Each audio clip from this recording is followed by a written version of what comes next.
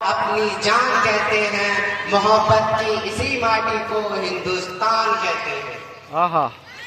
नमस्कार परम आदरणीय अतिथिगण, आदरणीय शिक्षकगण व मेरे प्यारे भाई बहन, मैं Saurabh Kashyap LR inter college में कक्षा 11वीं का छात्र हूँ। आज हम सब इस प्रांगण में गणतंत्र दिवस मनाने के लिए एकत्रित हुए हैं।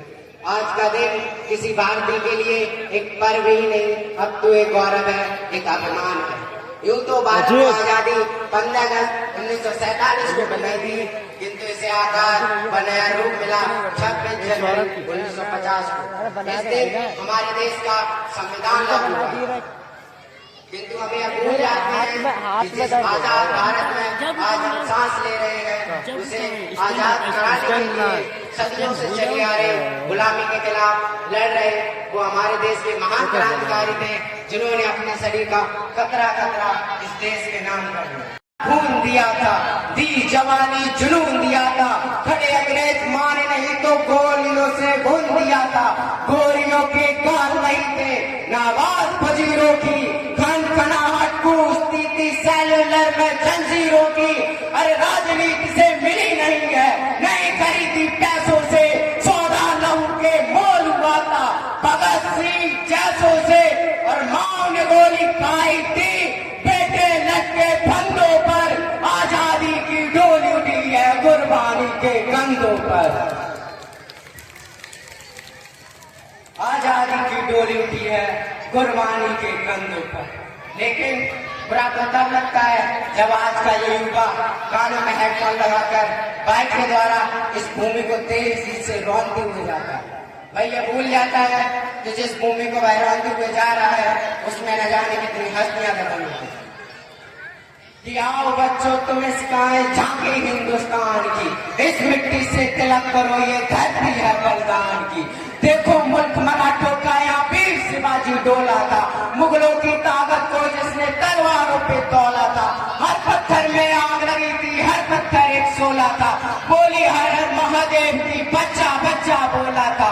वीर शिवाजी रखी थी लाज हमारे शान की, इस मिट्टी से तिलक करो ये धरती है बलिदान की। लेकिन जब मैं देखता हूँ आज का ये युवा सोशल मीडिया पर इस कदर व्यस्त है कि वह भूल जाता है कि हमारे देश का गौरव क्या था और क्या था हमारे देश का इतिहास। वेद लिखे, पुराण लिखे, शांति का पैगाम लिखा है, अक्षर धाम का अर्थ समझिए, अक्षर को ही धाम लिखा है। और ऋषियों के जब नाम लिखे तो पहले अब्दुल कलाम लिखा है, और पत्थर भी वो तैर गया जिस पर हमने राम लिखा है। पूरे विश्व को अक्षर ज्ञान को छोड़िए चैन्य ज्ञान नहीं था, तब जाकर हमने 4 वेदों की रचना कर दी। और इस मिट्टी की कोख से निकला एक पत्थर जिसे कोहिनूर कहते हैं, उसे खरीद सके इतनी हैसियत पूरी दुनिया की दौलत में नहीं थी। और तो और सिकंदर की शमशीर में इतना फौलाद नहीं था कि वह भारत की माटी के किसी भी जर्रे पर अपने पैरों को विराजमान कर सके। तब जाकर अल्लामा इकबाल ने लिखा, यूनान मिस्र सब मिट गए जहां से, कुछ बात है जो हस्ती मिटती नहीं हमारी। सदियों रहा है दौरे दुश्मन जहां हमारा, सारे जहां से अच्छा हिंदुस्तान हमारा। लेकिन इस हिंदुस्तान को सुंदर बनाने में वो तारीखें थी जो हमारा देश गुलामी से लड़ रहा था। कि तारीख गवाही देगी इस लाल हकीकत की, खनक खनक पे तलवारों की लड़कान बनाया है। कि तारीख गवाही देगी इस लाल हकीकत की, खनक खनक पे तलवारों की लड़कान बनाया है। और खोद कर नाखून से गुलाम दरा को हमने बलिदानों की बुनियाद पे हिंदुस्तान बनाया है। बलिदानों की बुनियाद पे हिंदुस्तान बनाया है। लेकिन बुरा तो तब लगता है जब आज का ये युवा जिसके कंधों पर जिम्मेदारियां थी, राष्ट्र निर्माण की, समाज की आशाओं को जोड़ रखने की, वही युवा आज मुझे ऑनलाइन गेम, रील स्क्रॉल में डूबा व शराब के नशे में भीगा हुआ।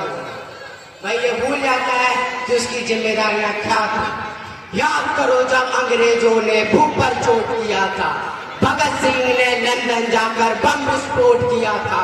अरे उसी देश के वासी हो तुम, लोग कदम बढ़ाना सीख लो और देश में हो रहे अपराधों पर हथियार उठाना सीख लो। यहाँ चार करते हैं नहीं कि आप AK-47 लेकर भरे समाज में गुंडागर्दी करने लगे, नहीं।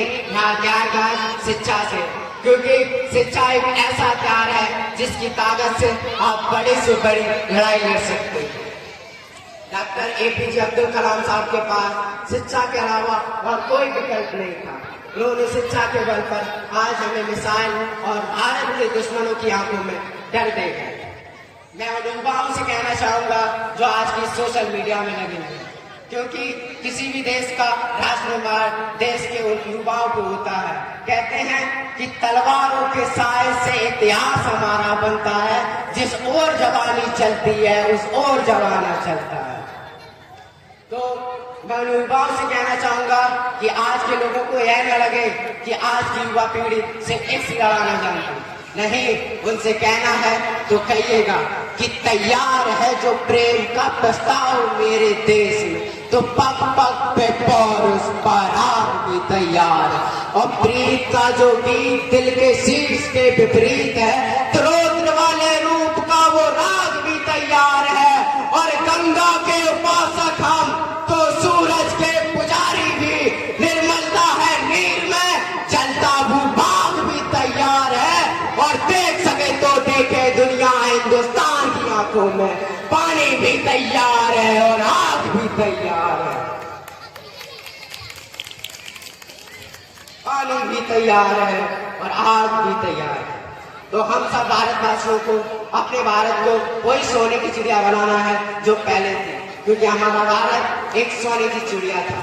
लेकिन क्षमा कीजिएगा, हमारे देश उस सोने की चिड़िया को एक साधारण चिड़िया बदलने में कुछ हमारे देश में पड़ रहे गद्दार थे, जो जरा सी दौलत के लालच में आकर अपने मर्यादा और जमीन को बेच देते हैं।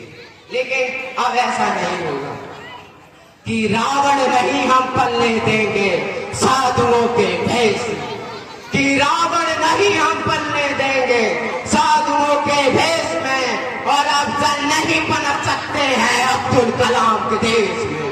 फौलादी हिंदुस्तान है ये, दुर्योधन की चांद नहीं और भगत सिंह की मिट्टी पर खालिस्तान की मांग नहीं। इतिहास में जो हो चुके हैं फिर वो पाप नहीं होंगे। 16 बार मोहम्मद गौरी हरगिज़ माफ नहीं होंगे। 57 के जीत की डोली झांसी रोकी जाएगी, अब के बाद भगत सिंह की फांसी रोकी जाएगी। और हिंदू हो या मुस्लिम उनके शीश नहीं कटने देंगे, कसम तिरंगे की फिर हम देश नहीं बटने देंगे। कसम तिरंगे की फिर हम देश नहीं बटने देंगे। अंत में अपनी वाणी को समापन की ओर ले जाते हुए इतना ही कहना चाहूंगा, केवल सेना में भर्ती होना ही देशभक्ति नहीं होता। आजादी के बाद इसके मायने बदल गए। तो आज हम देशभक्ति कहें तो किसे कहें? सच्चे आदर्शों में कार्य के प्रति भाव है देशभक्ति। बेईमानी के प्रति रच ईमानदारी से किया हुआ काम है देशभक्ति।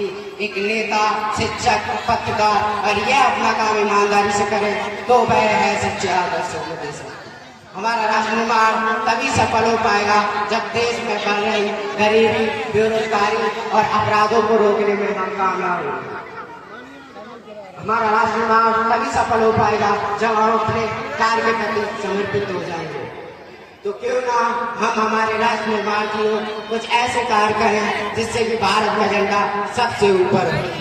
सच्चाई की आवाज ये बंद ना हो पाएगी और की घोषणा बुलंद ना हो पाएगी। पहाड़ी का जयघोष कभी हथियार नहीं डालता।